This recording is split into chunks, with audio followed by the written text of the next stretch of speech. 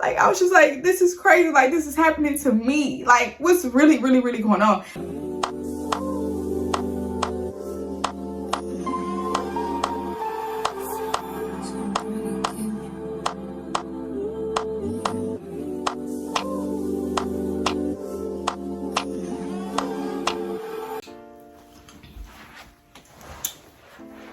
Hey y'all, and welcome back to another video. It's your girl Michaela Lynn, and if you're new to my channel, welcome to my channel, and if you're a returning subscriber, welcome back to my channel. Go ahead and get you a little drink, whatever you want to drink. I got my iced coffee because it's early in the morning, but go ahead and get you something because we got some stuff to talk about today. So first off, thank you for clicking on my channel and subscribing, and wanting to hear what's going on. So first off, I also want to say thank you all for just the comments, the encouraging words, the advice and everything, because I truly needed it and I still need it to this day. But as y'all can tell by the title, we talking about my birth story, like what happened and what transpired, what took place, like what I haven't let y'all know anything. Some stuff happened and we're gonna get into it today. I'm not doing like a Q&A style. I'm just coming to talk to y'all. Just talk to y'all and tell y'all what happened. If y'all want to do like a Q&A, like my postpartum or labor delivery, like if y'all want to do it that way, I'll be more than happy to bring that video to y'all. But today I'm just gonna give y'all my birth story and what happened. So let's go ahead and hop into the video. So starting off, I want to say before I even start off by saying what happened and taking y'all through the whole timeline, I just want to say and take a moment to thank God. And y'all gonna see why I say it. Y'all know my channel is a Christian-based channel. It's faith-based, and I cannot do this video without thanking God and like just showing my gratitude and my gratefulness towards him.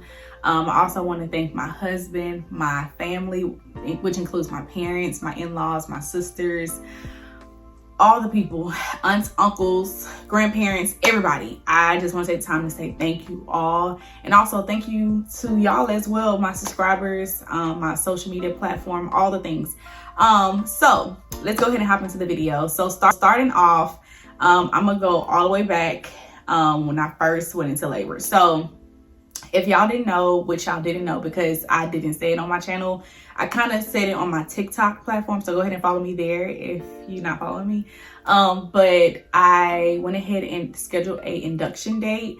I was 38 weeks. So first off, I thought that baby girl was gonna come early. I don't know why I thought that she was gonna come early, but I just thought she was gonna come early. So I thought she was gonna come around like 38, 39 weeks or whatever. But she did not.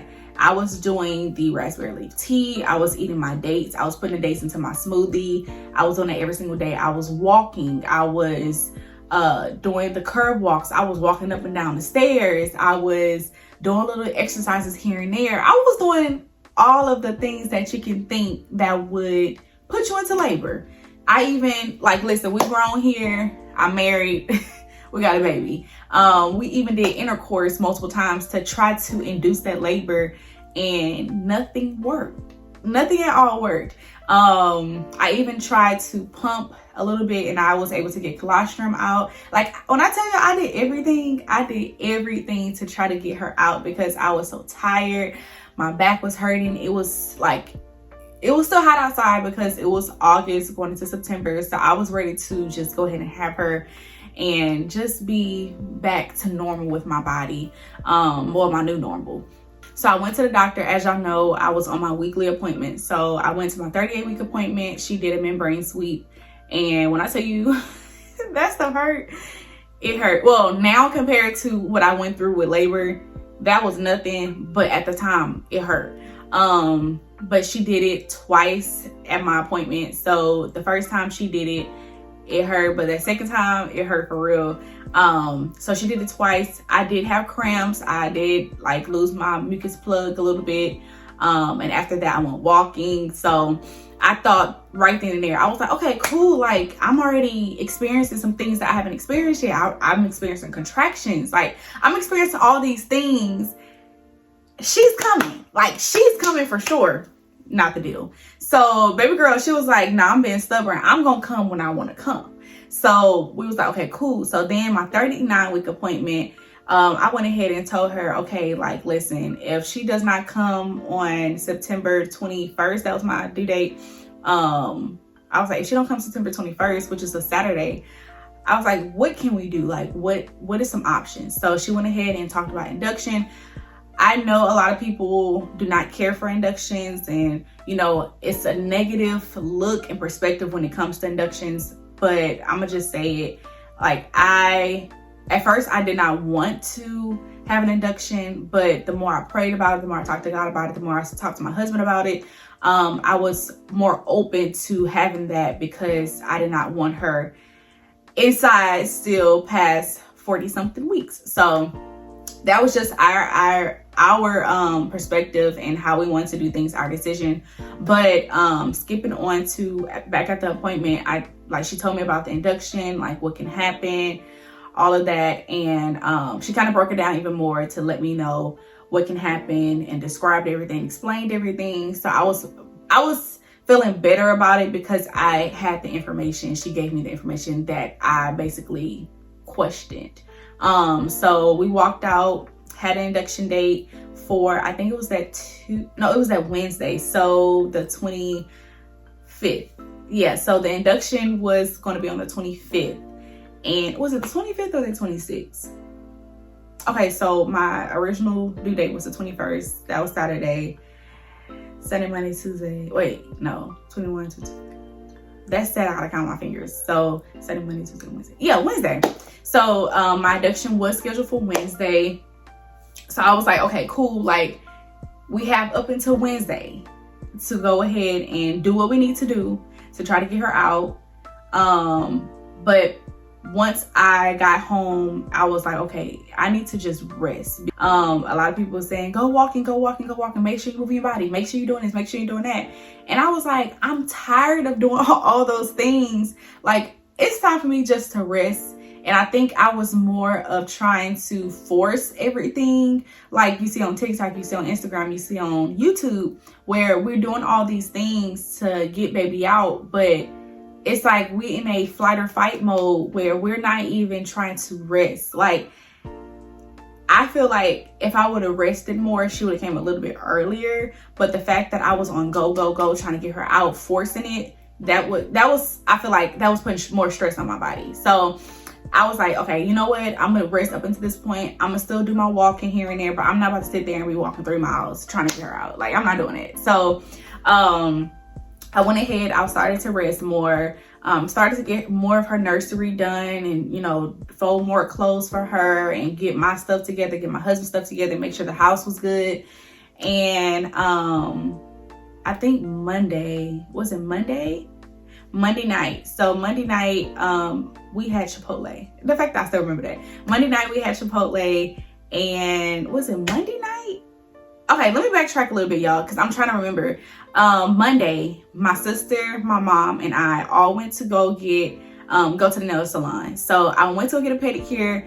I had got a pedicure at 38 weeks, and I thought that was gonna do something. It did not. But I went on Monday, the week of my induction. I went that Monday, which was the 23rd, September 23rd. I went Monday, got my toes done, got a really good massage, and I was just like trying to relax because I was, like I said, I was stressed out. I was just trying to get her out. So I was just like, okay, this is time for me to relax. I told the woman, I said, just go ahead and do what you got to do. I just want to relax. So I was relaxing. She was giving my massage, and I felt a little contraction here and there throughout the pedicure appointment, but I wasn't thinking nothing of it. I was just more of like, that's just like a little false contraction. We ain't gonna worry about it. It's probably a little Braxton Hicks. Like, we're not gonna worry about it. So I left there and we had got Chipotle. My husband and I went to go get Chipotle that night, and I went to the bathroom. When I say I went to the bathroom, I'm not talking about just, you know, the regular bathroom. I was, you know, using the bathroom. I was boo-booing. We're gonna keep it real with this video. I was boo-booing a lot. I had the number 2 a lot throughout the whole entire night, Monday night, up until Tuesday early morning. And when I say early morning, I'm saying like 3-4 o'clock. I was still using the bathroom. I couldn't sleep. At the time, I couldn't sleep because like she was on my bladder, so I was using the bathroom a lot. But Monday night, I couldn't sleep because I was in the bathroom, boo. So I was like, something not right. Like, I'm using the bathroom. I know Chipotle make me use the bathroom, but I'm really, really using the bathroom. And I already heard on like doing my research and everything that they say when you get closer to labor, you use the bathroom a lot. So I was like, I wonder if it's it. I said, you know what? I'm not getting my hopes up, because I already know if I get my hopes up, she not coming. So I was like, okay, I'm gonna just chill. I was using the bathroom. Tuesday morning, my husband went to work, and I was about to get up and make me some breakfast. I was just about to chill for the rest of the day. I didn't have nothing to do. And I went to use the bathroom, and like, I'm trying to not make this nasty, but I'm still trying to give y'all the transparency of what happened. So I went to the bathroom, and I felt like, I thought I was still peeing, basically. I thought I was still urinating. And I was like, I know I'm not doing it. Like, what's going on? So like, it just kept going. And at that point, it was not urine anymore. And I called my mom, and I was like, what does it feel like when your water break? And she was like, it'll feel as if like you're peeing, but you're not really peeing, and it just keep going on and on and on. So I videoed like the sound just in case I need to show my doctor, my OB. And once I got up, like, I thought it stopped. I got up from the toilet, you know, did everything, and then I was walking to go ahead and, you know, wash my hands and all that, and it just like started to come out. And I called my husband, and like, I've been not pranking him, but I was like, oh babe, my water broke, and like, I was playing, but this time I wasn't playing. So I called him, and I said, babe, I think my water broke. And he was like, are you playing, Michaela? And I'm like, no, I'm so serious. I was like, can you hear it? And like, you can hear the liquid hitting the floor. And I sent him the video, and I was like, yeah, I really think my water broke. So he was like, okay, I'm on my way home. Like, go ahead and get your stuff. And I was like, okay, but I need to take a shower first, because I'm not going to the hospital without taking a shower. Like, no. And so I called my mom, and she was like, yeah, your water is definitely breaking. And so, thankfully, her and my dad was at home, because it happened early in the morning, and she was working from home that day. And they like up the street kind of. So I was like, yeah, I think my water broke. So my mom came rushing over here, and I was like, can I take a shower at least? Like, I don't want to go to the hospital and it's nasty. Like, no. She was like, if you take a shower, it's still going to leak, but you can do whatever you want to do.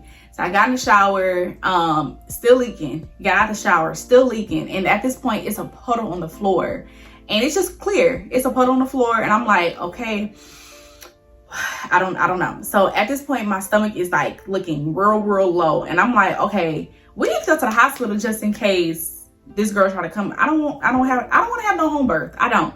So my husband finally got here, and he called the doctor's office, and they went ahead and like was asking, am I having contractions? At the time, I wasn't having no contractions. It was just my water was breaking. And they was like, okay, since her water broke, she has to go to the hospital to decrease the risk of an infection, because once your water break, after 24 hours, you can end up having an infection. So they went ahead and told me to go to the hospital. I called the hospital, my husband called the hospital and like told them we on the way. I'm so glad we had our bags packed. The bags was already like done. Like, it was time to put in the car seat was already in the car. Like, everything was done, because we was expecting her to come a little earlier. So at this point, I'm 39 weeks in a few days. No, actually, I'm 40 weeks. I was 40 weeks and 2 days. So I was like, okay.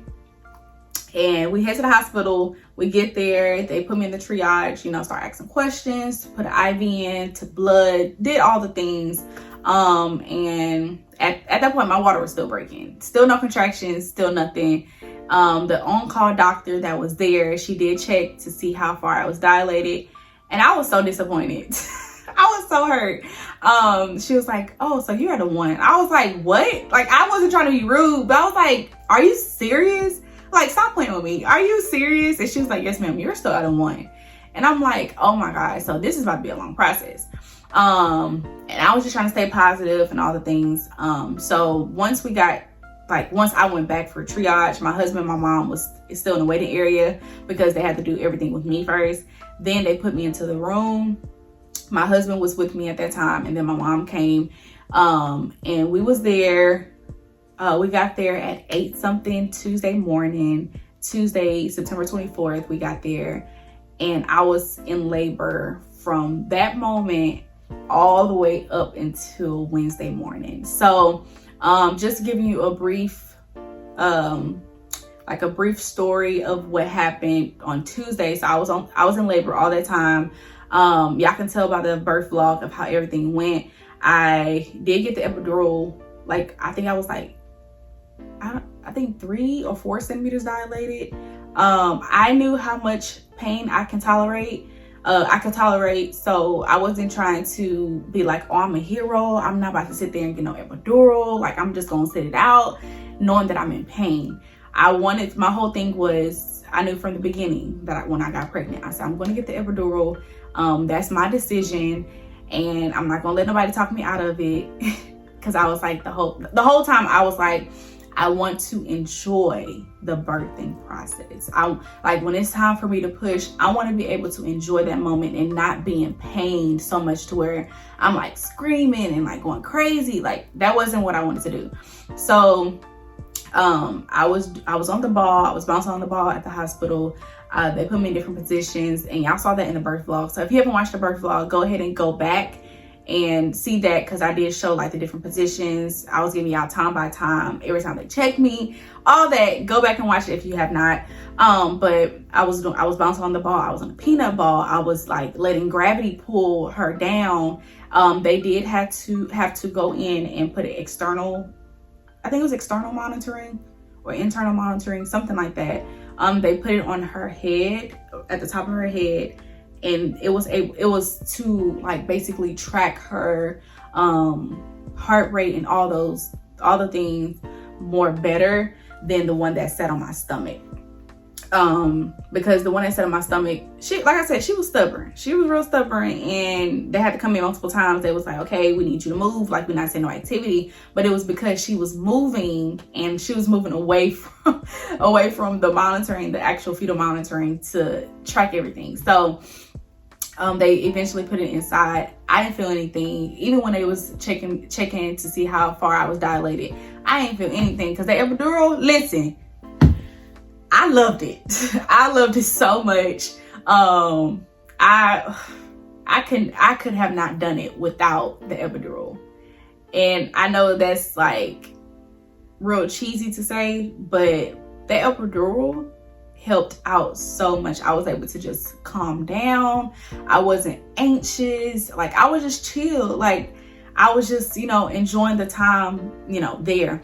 So I was starting to get sad come night shift, because my doctor was not on call, and she was trying to hold off as long as she could, and I thank her so much for it, because I love her so much.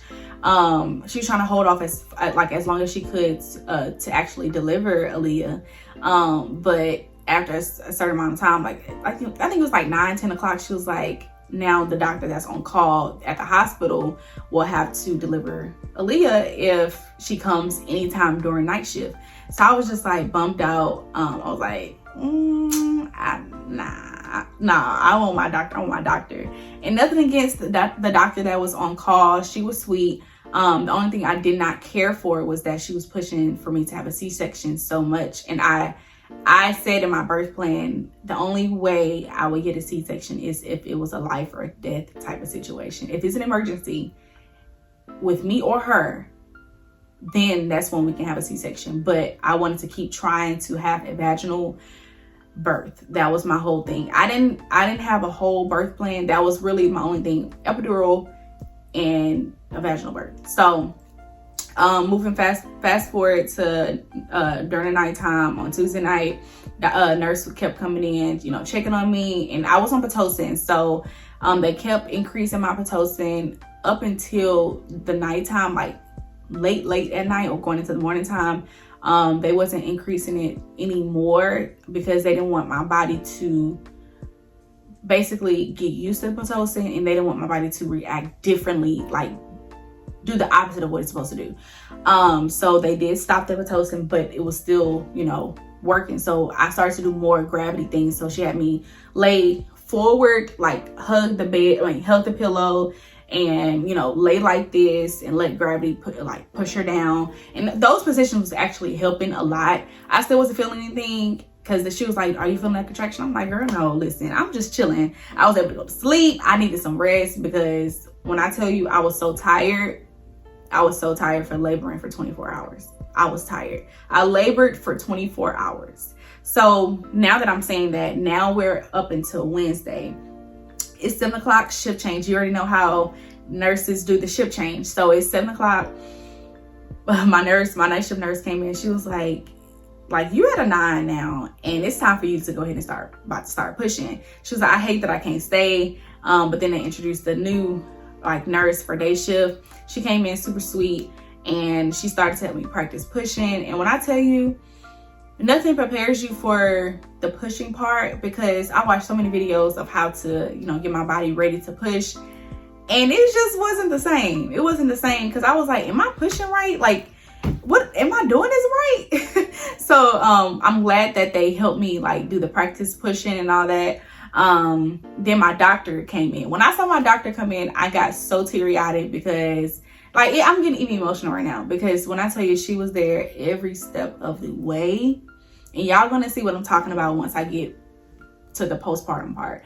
She was there every step of the way, and I truly appreciate her. So when she walked in the door, I wanted to cry so bad, because she tried so hard to make sure that she delivered Aaliyah. She got there, and at this point, I'm ready to push. They called her right when I was ready to push.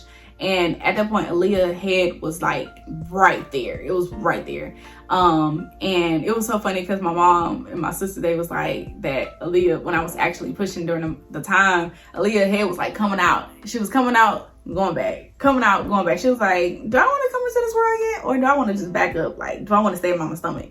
But I only pushed for 20 minutes. The pushing process, like I said, the first part when we was practicing, it was kind of hard, because I never did that before, and I didn't know what to expect. But then once they started, you know, coaching me more, and we was actually getting her out, then that's when I started knowing what to do. Then, like I said, I was only pushing for 20 minutes. And my husband did so good, y'all. When I tell you, he was there every step of the way. Oh my God, I'm getting emotional. He was there every step of the way. And, he was just looking, and he'll come back to me. He was just holding my hand. He was being so supportive. He was saying so many good things. I needed that, because y'all, woo, it was real. It was real. It was getting real. So, my husband did say that the cord was around her neck, because if you notice in the video, in my labor and delivery vlog, that she cried and then she stopped. And that was because the cord was around her neck, and they, I heard them say something, but I really couldn't hear them verbatim of what they said. But basically they were saying cord around neck. And thankfully my doctor was able to get the cord from around her neck. It was just the way she was in there, and they had to, you know, maneuver and do all things. So my husband cut the umbilical cord, and when she came out, I heard her cry. I started to cry, boo-hoo cry. And I told myself, I was like, Michaela, you're not gonna cry when she come out. I cried. And even to this point, this girl is 2 months old, and I'm still crying. But she was just just crying. And I was just like, there's nothing in this world that sounds like this. This is my baby girl. This is what we created. God really blessed us with a baby girl. And it was just so I was just hearing her, this is what's in my belly for 9 months. But so they gave her to me, and they cleaned off a little bit, and then they gave her to me, and she was just on my chest, and I was just crying. This really happened. So then they took her over to the warmer, you know, just to wipe her off, all that. So we stayed up there in the labor and delivery area in our room for, I'll probably say like an hour or two. She latched on perfectly. They gave her vitamin K and all that. She did skin to skin with myself as well as with my husband. And then once they found a room for us to go to postpartum, then they transfer us over to postpartum. So let's go into the postpartum part. This is where everything took a left. Well, it took a left this way. Once we got to the postpartum floor, and I'm gonna try to talk about this without really crying, and I feel myself already getting emotional, but we get to the postpartum floor, everything is good, everything is cool. My parents came in because they went home to change and everything. My parents came back, and you know, baby girl was just chilling, and we were just enjoying our time. Me and my husband with our baby girl, we just enjoying everything. And all of a sudden, I tell my husband my back is hurting. And at this point, my parents are back. They're back from, you know, changing, shower and everything, because they was there the whole entire time. My sister was there. My mom was there. My only two people can be in the labor and delivery room at the time, plus my husband. My dad was in the waiting room. So I told my husband, my mom was right there, my dad was right there. I told them, I said, my back is hurting. And I was just like, oh, maybe it's just, you know, part of the epidural. I don't know. Maybe it's just that. So the nurse that I had for postpartum, she actually went to my school, and she's like a friend of my friend. So like we already knew each other. I worked for her and everything. So like we already knew each other. So I was just like cool with her, and I was able to, you know, just be myself. You know how sometimes when you're at the hospital, you like real densed up and tensed and everything. I didn't have to be like that because I knew her. So I told her, I said, my back is hurting a little bit. And my dad stepped out of the room, and it was just my mom, the nurse, and my husband, of course, Aaliyah. So, okay. So I get out the bed, because she was like, oh, I was like, I need to get up. I need to get up, because it was like pain in my lower back. And I was like, this has to be like from the epidural or something. So it was pain in my lower back. And I was just like, this ain't right though. I'm sorry, excuse my grammar. I know I said this ain't right, but this ain't right.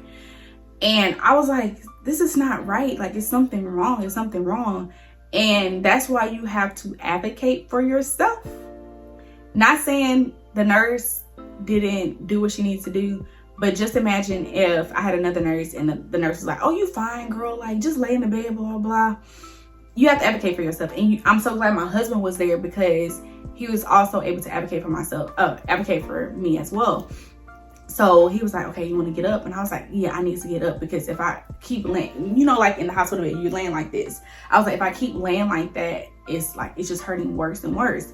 So I get up and I get to the edge of the bed, and like, of course, you're still bleeding postpartum. You're still bleeding. And I was just like, okay, like I know I'm bleeding. But then all of a sudden, like I'm trying not to cry. Like, I'm really not. All of a sudden, a gush of blood just comes out of me. And when I tell you a gush of blood, I'm not talking about just like blood that can sit in your hand. Like, I look down, blood just coming. And I'm like I'm freezing, because I'm like, okay, what is going on? Like, what is going on at this point? I don't know what this is, but what is going on? I never seen this in my life. And what is this that's happening to me? So I'm like in shock, and I'm in pain. So I'm like just screaming. I'm like going crazy, because I'm like, okay, it's hurting, but I'm also seeing blood. I don't know what's going on. So the nurse, she's calling the nurses, calling the charge nurse, calling the manager, like calling everybody. Everybody's running in, and they putting me back in the bed. Blood clots coming out of me. They had to, like, it was 2 doctors that had to run in, and one of the doctors came in, had to put her whole hand inside of me and like scoop out the blood clots. When I tell you this was crazy, my husband was like y'all, I'm so grateful, because literally I was in so much pain to where I was like, is this it? Like, I know this is not like gonna happen like this where I have a baby and this is it. So I'm like, okay, Michaela, calm down. And I'm screaming to the top of my lungs, because the way like she had to scoop, like, it's nothing else they could do. They had to scoop the blood clots out, because it was just like blood was bursting inside of me. So they had to scoop all the blood clots out. The bed is full of blood. Floor is full of blood. And the way that it was described to me, they said the floor looked as if it was a murder scene. Not saying it in a crazy way, but that just imagine that in your head. That's how much blood came out of me, and probably more. And so I'm screaming at the top of my lungs, and I'm like looking at my husband. I'm like, can you help me? But there's nothing he could do, because like it was just something that was happening. And what it was that it was called a postpartum hemorrhage. That's what I had. It was a postpartum hemorrhage where your uterus is supposed to be soft. My cervix wasn't soft. It was still hard. So they had to push on my stomach. They had to go in, scoop out all the blood clots, and it was just blood everywhere. It was more than 4 nurses in there, more than 5 nurses in there, plus 2 doctors, plus the charge nurse. Room full of nurses, room just full of people. And I looked over at my mom, and I'm like, I'm looking at her because I'm crying, like I'm sweating, I'm anxious, I'm shaking. And I'm like, what is going on? But I couldn't talk. I couldn't talk at all. They were trying to tell me to breathe. I couldn't breathe. Like, it was just so much going on at one time. When I tell you it happened so fast, I looked over at my mom, and I'm like looking at her crying, because like I see my daughter in her hands, I see my mom, I see my husband, and I'm like, what is really going on? Like, this is real crazy.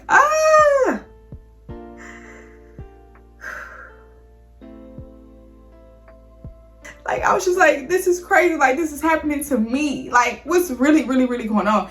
And I haven't really talked about it a lot since it happened, and I'm fine. But it's just like, just seeing yourself go through something like that is really like, it's different. I was just like, I'm so grateful. When I tell you I'm so grateful, I'm so thankful to God, because this could have went another way. But thank God that I'm still here and I'm doing good. I had to get on so many medications. My iron was low, like my blood count was low. Everything was low. My hemoglobin, hematocrit, everything was low. It was low, and I could feel it. I can feel a difference in my body at the time, because I was like, my energy is low. I'm just like, I was just laying in bed like this. Like, I was just like, I couldn't do anything. And I was trying to talk to myself of like saying, you're okay. And now everything is good. Excuse me, they got everything out. You on this medication, and I'm so glad that my husband, like, he was, like I said, he was there, because like he was like, okay, what is the list of medications? What does these medications do? What are the side effects? What can happen if, it don't go right? And, we got the list of medications. They was explaining everything to us. So everything came out better, and it was good. That's why I told y'all I have to do a separate video of when it comes to my birth story, because no one knew, and no one still know until this point of what happened to me.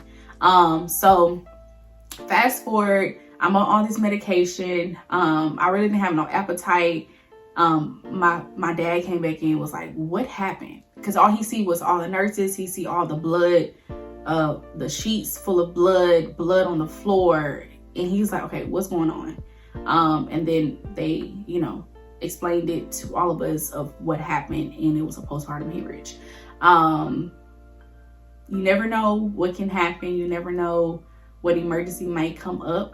But like I said, it's good to advocate for yourself, and it's good to have someone in there that can advocate for you. And I just thank God, yeah, I really do. But fast forward, My sister did come up there, and you know, we was all just talking, but I was still kind of weak and everything. But of course, I lost a lot of blood, so I was weak. And then later on in the day, my doctor came, my OB. That's why I say I love her so much, and that's why I say I'm grateful for her. And she went out of her way multiple times throughout this whole entire process, because she was off of work at the time that she came in. And she was just like, I had to come in. I had to come in to see how you're doing. Like, I had to. And she explained everything even better, and told me why she's put me on this medication, why this is happening, like what's going on. So then Wednesday night, we are, you know, just chilling. That's our first night with baby girl. My husband was like, baby, you rest. Like, don't even get up. Like, you good. Just rest. I got her. So the only time I really woke up is to try to breastfeed her.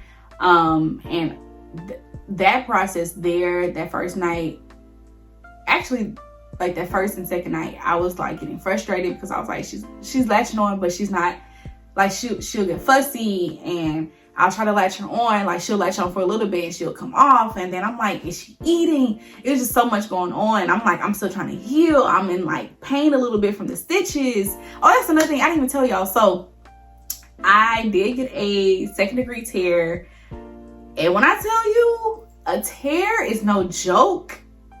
That healing process, I just like, I'm back to normal. That healing process is ridiculous. It's the worst thing ever.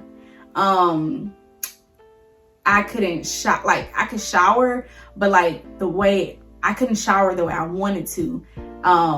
The first few days, like when I was in the hospital, I couldn't like pass gas because I thought I was gonna bust a stitch. I couldn't do number 2 because I thought I was gonna bust a stitch. Like, it was that bad. Like, it hurt so much. You can't even sit down. I couldn't even sit down. I was like, I had to like gracefully sit down. I had to sit on a pillow once I got back home. I couldn't go up and down the stairs. I couldn't do anything. And I don't wish a tear on nobody. I really don't. But going back to what I was saying, so she gave me different medications. She went through everything and, you know, told us everything, how everything is, you know, going to work and why she's doing this. I like when a doctor is explaining why they're doing something and not just doing it because they have the upper hand when it comes to taking care of you. So we was chilling for that night. I was trying to breastfeed her, but I was still in pain.